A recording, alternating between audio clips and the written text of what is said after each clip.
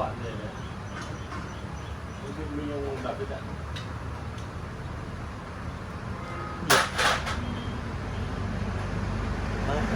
Sao không phải? Bố là gì?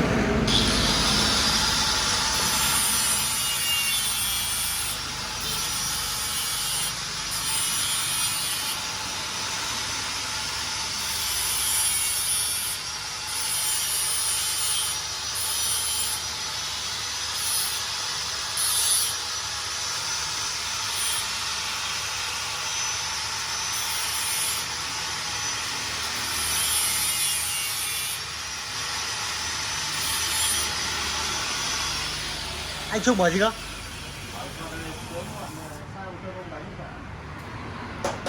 Vâng, anh nghe gì chưa?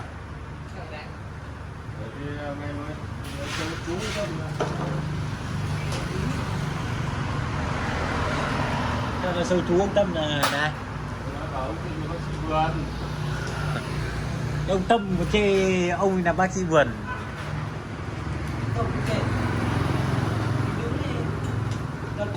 Chúng quyết lấy tay ra con trai bảo ơi không sao, cử động đấy. Đó.